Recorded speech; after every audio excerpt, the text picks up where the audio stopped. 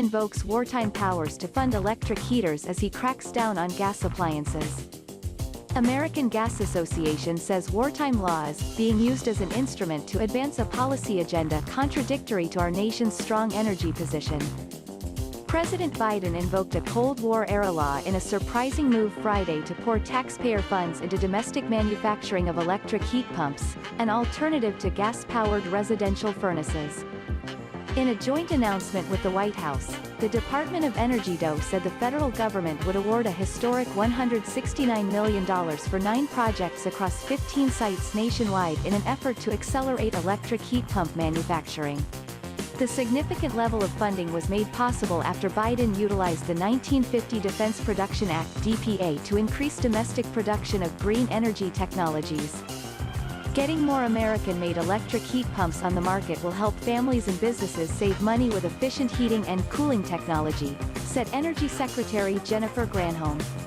These investments will create thousands of high-quality, good-paying manufacturing jobs and strengthen America's energy supply chain, while creating healthier indoor spaces through homegrown clean energy technologies. Today's Defense Production Act funds for heat pump manufacturing show that President Biden is treating climate change as the crisis it is, added John Podesta, the White House clean energy czar. These awards will grow domestic manufacturing, create good-paying jobs, and boost American competitiveness in industries of the future. Experts warn Biden admin's water heater crackdown will hike prices, reduce consumer choice. And Ali Zaidi, who serves as Biden's national climate advisor, said the president was using his wartime emergency powers under the Defense Production Act to turbocharge U.S. manufacturing of clean technologies and strengthen our energy security. Under the actions announced Friday, the DOE will send millions of dollars to companies like Copeland, Honeywell International, Mitsubishi Electric and York International Corporation, all of which are billion-dollar multinational corporations. The projects will advance manufacturing of industrial, commercial and residential heat pump technology. House GOP demands Biden admin reveal impacts of war on appliances, burdensome regulations. This is absolutely shameful corporate welfare, but we're to believe that, because it's for the sake of climate change, all is well. I think that's ridiculous, Ben Lieberman, a senior fellow at the Competitive Enterprise Institute, told Fox News Digital in an interview. Of all the Biden administration's claimed climate emergency declarations, this may be the craziest of them all, Lieberman continued. There is no shortage of heat pumps, it's just that not every homeowner wants them.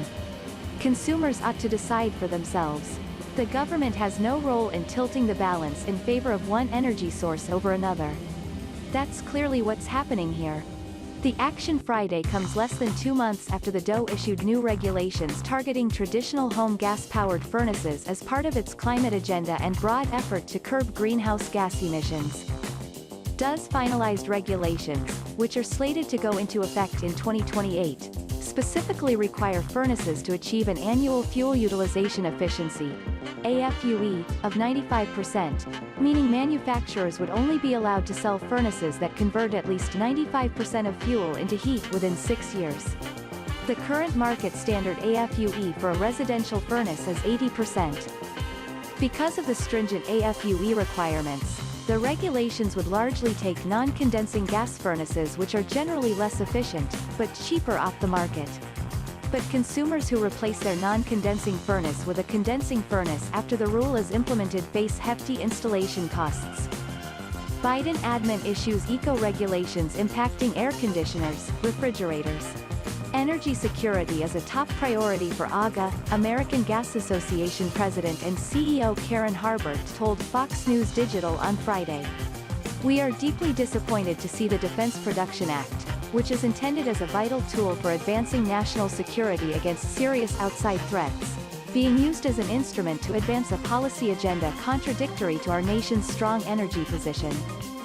Increased use of natural gas has been responsible for 60% of the electrical grid's CO2 emissions reductions, she continued. This vital tool for emissions reductions and energy system resilience should not be unfairly undermined through misuse of the Defense Production Act. According to the Congressional Research Service, the DPA, which was passed during the Cold War, gives the president a broad set of authorities to influence domestic industry in the interest of national defense. Invoking the law opens the door for the president access to hundreds of millions of dollars in taxpayer funding for a given national security-related purpose. Biden previously invoked the DPA to accelerate domestic critical mineral production and to pause tariffs on Chinese solar panel imports, claiming that climate change is a national emergency.